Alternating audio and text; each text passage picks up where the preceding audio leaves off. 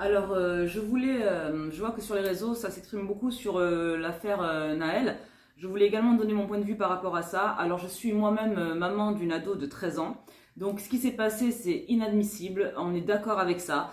Quand la police dit oui, il m'a foncé dedans, donc je n'ai pas eu d'autre choix que de lui tirer dessus, et qu'après il y a une vidéo qui sort où on voit que c'est pas du tout ce qui s'est passé.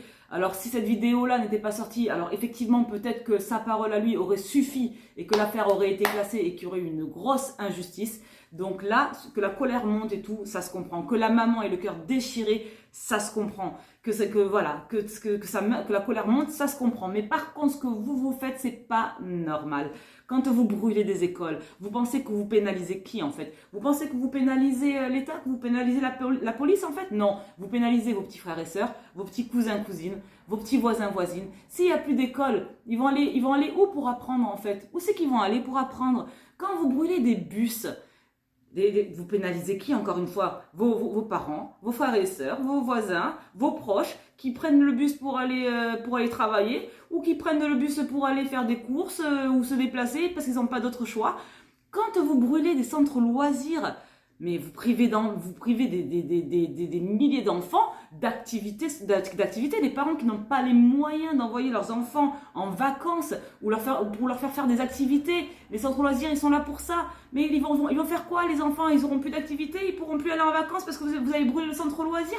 Quand vous brûlez des mairies où on sait que déjà en temps normal il faut 1 à 2 mois pour faire un passeport ou une pièce d'identité. Là vous brûlez tout ou vous pillez les pièces d'identité et tout ça.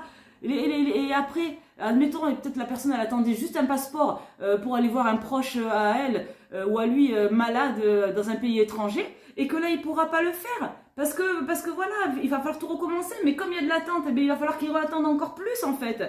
Mais vous pensez à tout ça quand vous brûlez les supermarchés en bas de chez vous et vos parents qui ont pas de véhicule ou quoi, c'est pratique pour eux d'aller juste en bas pour aller faire leurs courses. Ils vont aller faire leurs courses où en fait? Mais est-ce que vous pensez à tout ça? On chie pas là où on mange. De toute façon, on chie pas nulle part. Même là où on mange pas, on chie pas en fait. Et qui va payer tout ça après? Vous allez peut-être vous, parce que peut-être que vous vous rendez pas compte, mais vous allez payer dans les impôts en fait.